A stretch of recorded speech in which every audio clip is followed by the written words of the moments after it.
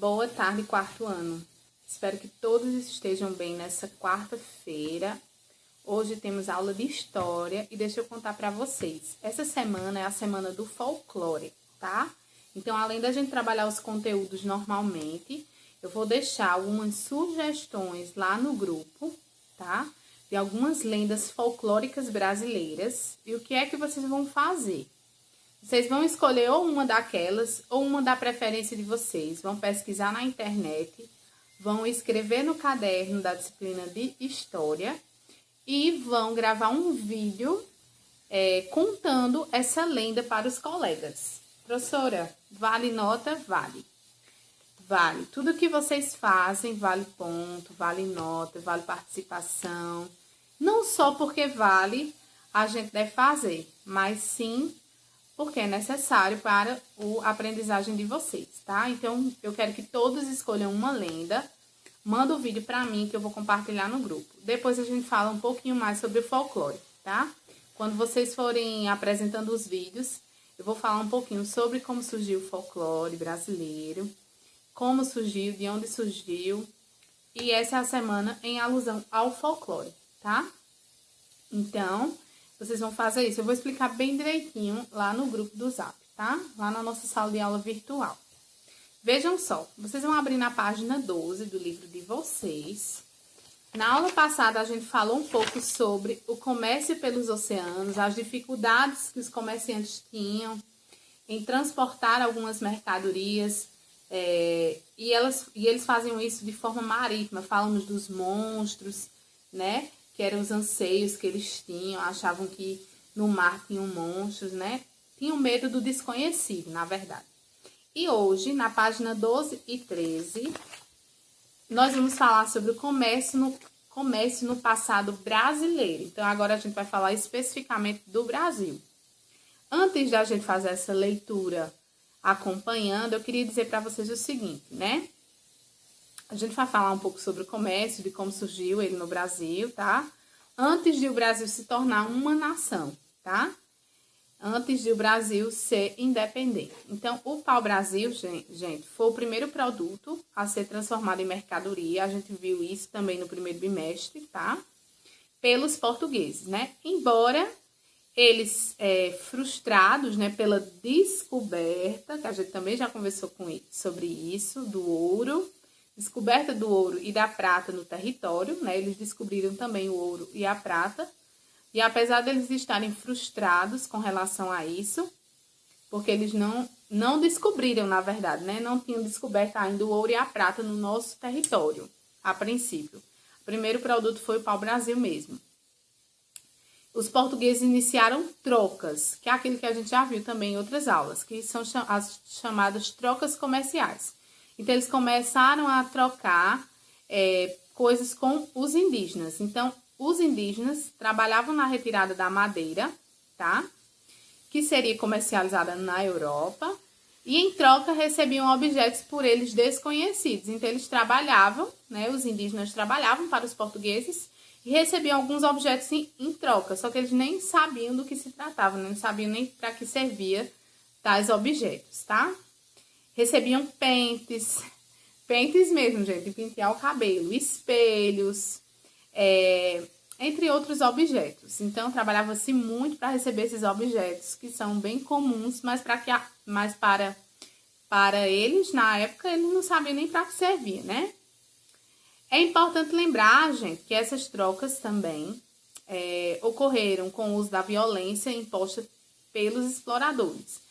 Então, essa troca ela não foi pacífica.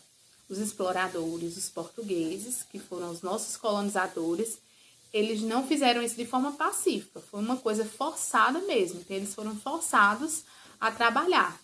Então, os portugueses nos exploraram também nesse sentido, tá? As vilas que se desenvolveram na América Portuguesa, nos primeiros anos da colonização, contaram com o surgimento de diversos estabelecimentos comerciais. Tem uma obra chamada de Rugendas, tá? Que é uma venda que tinha em Recife, reproduzida no livro, na página 12, que vocês vão acompanhar já já. representa um tipo de comércio muito comum nessa época. Então, a gente tinha armazéns, tá? Que é uma espécie de mini box hoje em dia. Neles, as novidades vindas da Europa podiam ser encontradas. Então, tudo que vinha de novo da Europa, você poderia encontrar em armazéns como aqueles da época, tá? Deixa eu ver. Eu sempre pontuo aqui para eu não esquecer, né, de nada. Também, né, além dessas novidades encontradas, poderia se encontrar alimentos, quinquilharias, né, de todo tipo, vários tipos de objetos, tá? Muitos escravizados africanos. Vocês lembram que depois os africanos vieram para ser escravizados aqui no Brasil, para também ser explorado, né, de forma forçada. A gente já trabalhou sobre isso também. Então, muitos escravizados africanos trabalhavam nesses locais. Ou nas ruas vendendo frutas, verduras, quitutes, cestas, cestarias, entre outros produtos. Então, o comércio também começou por aí, tá? O comércio realizado pelos tropeiros tem grande importância para a história do Brasil. Esses comerciantes, que são os tropeiros, carregavam em mulas, então, as mulas serviam como transporte, tá? Os produtos que buscavam nas cidades ou nas regiões litorâneas com porto no intuito de abastecer as cidades do interior. Então, esses tropeiros buscavam produtos no litoral, tá? No porto desses litorais e abasteciam todas as cidades do interior. Nas rotas percorridas pelos tropeiros, várias cidades se desenvolveram como resposta à necessidade de pouso, né? Então, nessas rotas, várias cidades se desenvolveram, porque esses tropeiros precisavam repousar, né, para continuarem as viagens, precisavam também se alimentar, então surgiam aí os restaurantes, né? Precisavam descansar, né, de um modo geral. Então, as pousadas começaram a surgir a partir daí, dessa necessidade desses comerciantes começarem a precisar descansar, precisar se alimentar, enfim. Esses viajantes precisavam descansar realmente. Então, é o caso das cidades paranenses, Lapa e Castro. Então, essas duas cidades introduziram esse tipo de comércio, tá? Os mascates, que é também um tipo de comerciante, eram comerciantes viajantes. Então, eles levavam os produtos de cidade em cidade, tá? E eles vendiam mercadorias nas casas das pessoas. Então, eles iam de porta em porta. Era aquele velho comércio de porta em porta, que ainda existe hoje, muito pouco, mas existem. Muitas das vezes chegam aí na porta das casas das mães, dos pais de vocês, alguém batendo na porta oferecendo algum produto, né? Então, esse tipo de comércio, ó, surgiu há muito tempo atrás. Mas está quase abolido esse tipo de comércio, né?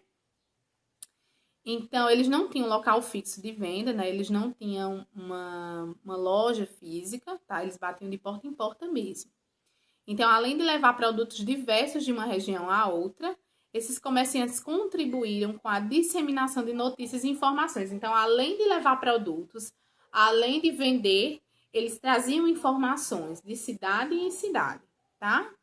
Em épocas em que o Brasil não contava com meios de comunicação. Então, nós não tínhamos telefone celular, nós não tínhamos telefone fixo, nós não tínhamos nenhum tipo de comunicação a não ser a linguagem oral, tá? E que hoje em dia a gente tem, né? A gente tem muitos meios de comunicação tecnológicos, inclusive esse que a gente está utilizando agora. Eu, como professora, estou utilizando o meu aparelho celular, a plataforma do YouTube, para chegar até vocês. No século XIX e XX, comerciantes se destacaram no Brasil com os caixeiros viajantes, que é outro tipo de comerciante, e os vendedores ambulantes, que são esses que a gente encontra na rua, tá? Existe uma permanência desse tipo de comércio nas cidades onde a gente mora, né? Então, aqui em Campina Grande, por exemplo, existem muitos ambulantes, existem muitos camelôs. O que é que vocês acham? Onde é que existe mais esse tipo de comerciante? Vocês já se viram assim como vendedores trabalhando dessa forma? Vocês já viram vendedores ambulantes. Eu vou dar um exemplo, né? Na Feira da Prata a gente tem muito vendedor ambulante. Nessas feiras que a gente tem na nossa cidade, que eu acho que a gente tem aqui a Feirinha das Malvinas, a gente tem a Feira Central, a gente tem a Feira da Prata. Tem muitas feiras aqui em Campina. Então, esse tipo de comerciante, né? A gente encontra nessas feiras. A gente falou só sobre o comércio no passado, né? Como é que ocorria. Tá lá na página 12 e na página 13. Tudo isso que eu falei, vocês vão fazer a leitura, tá? Depois que vocês fizerem a leitura, vocês vão responder a página 14. E também vocês vão fazer o quê? Vão escolher uma das lendas com alusão à Semana do Folclore, escrever na disciplina de História, vão gravar um videozinho pequeno, curto, tá? De no máximo 3 minutos, para não encher o celular de vocês, vão mandar para a tia. A tia vai compartilhar esses vídeos no grupo para que os colegas vejam. Eu poderia fazer isso pelo Meet, poderia, mas infelizmente hoje eu não vou poder fazer isso. Amanhã a gente vai se encontrar pelo Google Meet. Eu prometo para vocês, tá certo? A correção vai acontecer normalmente pelo WhatsApp às 4 da tarde. E o compartilhamento dessas histórias também vocês precisam me gravar e me mandar, né? Não precisa ser nada muito grande. Vocês não vão escrever. Depois de escreverem, vocês mentalizam a história e gravam um vídeo para a tia, tá bom? Gente, é isso, tá? Tudo isso que eu falei, tudo isso tá nessa página 12 e 13 e algo mais. Primeiro, depois que assistir o vídeo, fazer a leitura, porque se não faz a leitura, não consegue responder as questões. E responde a página 14, tá certo? Um beijo, Deus abençoe vocês.